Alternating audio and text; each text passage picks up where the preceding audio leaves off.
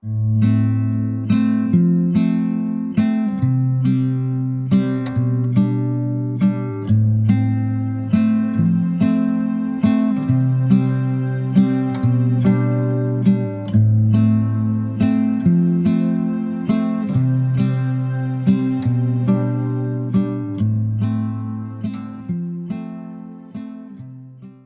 friends, and welcome to my November Plan With Me video. I am so excited to have you here and can't wait to show you what is in store for this month. As you may have noticed from the intro footage, I have decided to go with a theme of Grimm fairy tales, which is actually something I'm hoping to use as a theme for this entire journal, with each month featuring a different folklore or fairy tale. This was inspired in part by seeing the book on my bookshelf, but another major inspiration was an English course I took back in college, literally called Folklore and Fairy Tales. In this class, we delved into the specific history of a folklore or fairy tale and attempted to trace the different variations that tend to come about from fairy tales over time.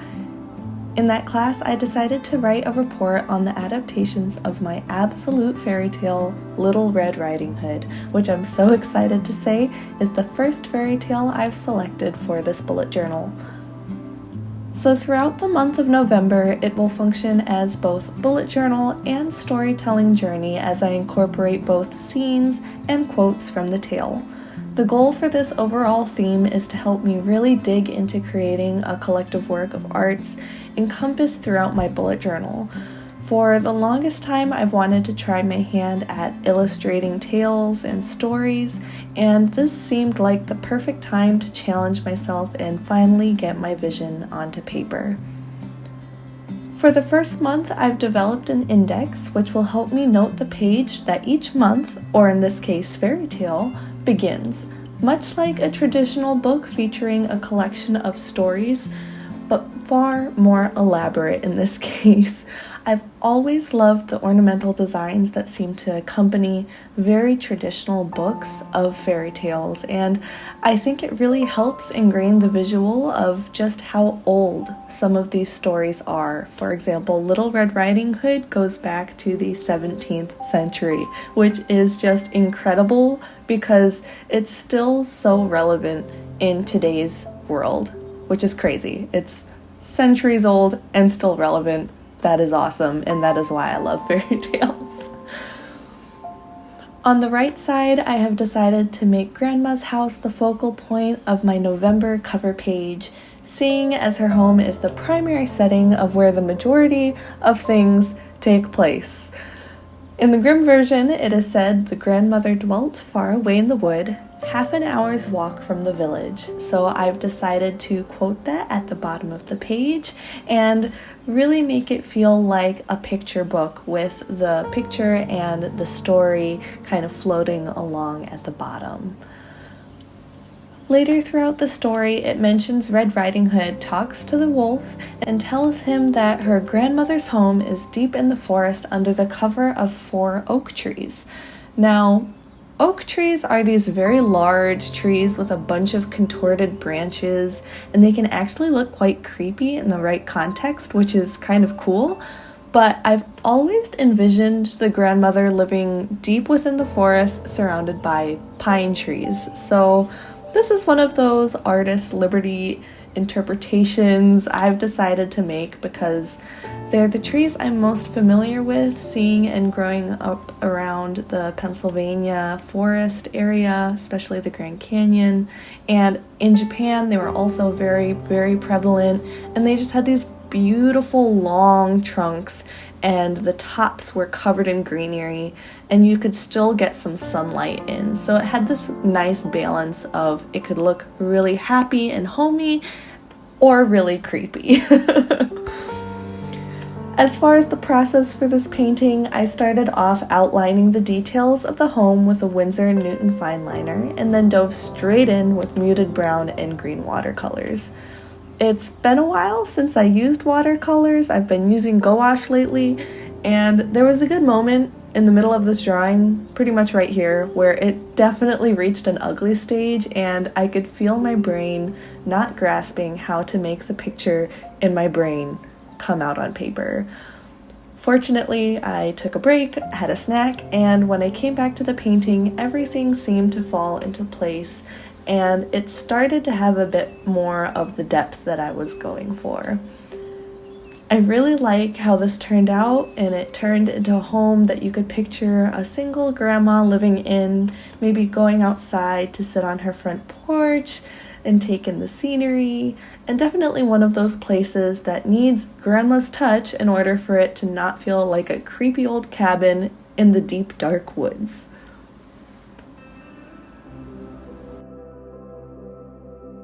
For the next page, I have my tried and true vertical monthly layout, and here I've showcased the wolf and Red Riding Hood encountering one another for the very first time. It's honestly one of my favorite pages to draw because who can resist drawing a vibrant red cape? I mean, it's just such a beautiful color, and against the darker greens, they're complementary colors, and it just works. So, when the wolf and Red first meet, the story goes, as Little Red Riding Hood entered among the trees, she met a wolf, but she did not know what a malicious beast it was, and so she was not afraid. It's just one of those perfect lines to read because it displays the goodness and innocence of Red Riding Hood, that she sees this wolf and has no idea that it's evil, but also has this foreboding warning of, hey, don't talk to strangers, and if you do, be cautious, which is one of those key lessons that you definitely take away. And the great thing I find about some of these fairy tales, as I mentioned before, is that much of their takeaway messages and underlying themes that have existed going back for centuries are still prevalent today. I'm pretty sure most parents raise their children to not talk to strangers, even today. And I think that's just fascinating. It's one of the reasons why both children and adults alike can appreciate the value behind these stories and what makes them worth retelling, because it's interesting and fun for the adult to tell the story and for the child to tell the story, because there is an underlying important message to take away, but it also incorporates these fantasy, whimsical elements that children tend to be drawn to.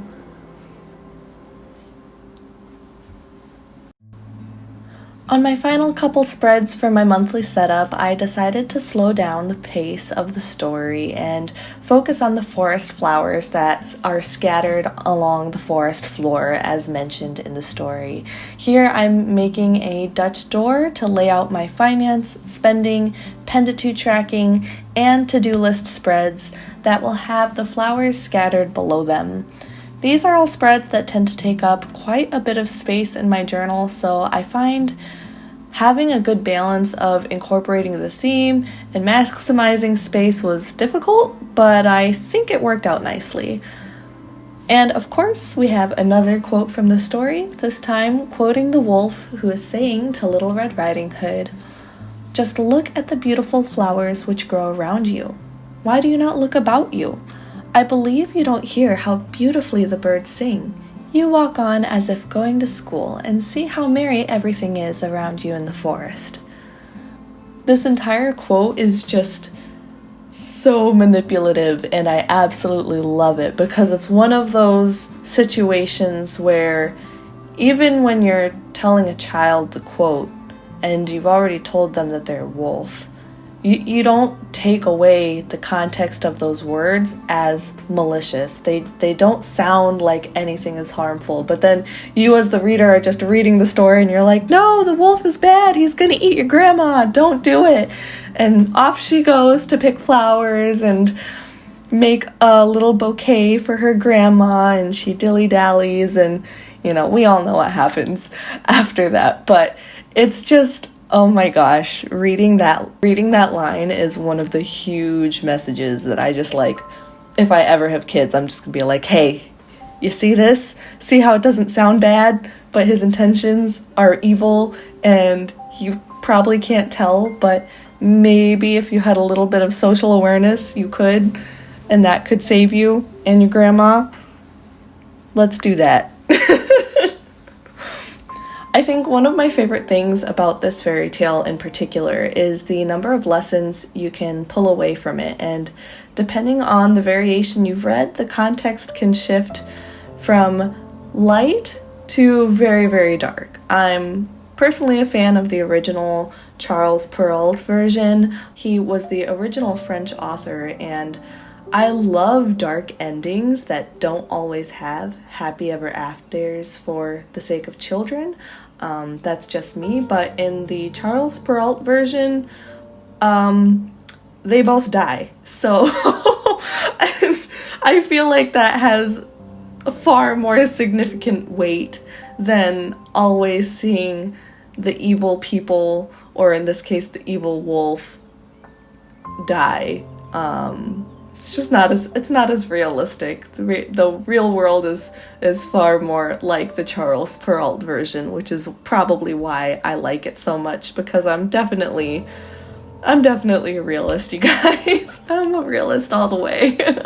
So yeah, that's the stopping point for this video and for these spreads, because there are so many different variations of how the wolf eats grandma, or how Red interacts with the wolf, whether the two of them survive, if the two of them die, or if they do survive, how do they survive? Because you've got grandma saving the day, Red being smart saving the day, a hunter coming in and saving them. There's so many different variations, and I haven't quite decided which one I'm going to illustrate. So let me know which versions of Little Red Riding Hood you grew up with, which versions are your favorite, what are the lessons you took away, and if you had to pick a version to tell a child, which one would you choose? We can talk about all of those questions in the comments section, where you will also be able to see a list of all the materials I have used for this video, as far as journal, paints, and filming equipment. If you liked this video and would like to see more from me in the future, be sure to like this video, click the subscribe button, and hit the bell for notifications, because there is a lot more coming, and I would love, love, love, love to have you along. That's all for now though, and as we wrap up this final flip through of the November setup, I want to say a quick thank you for watching, and I wish you all a great rest of the day wherever you may be, and I'll catch you in the next video. Bye.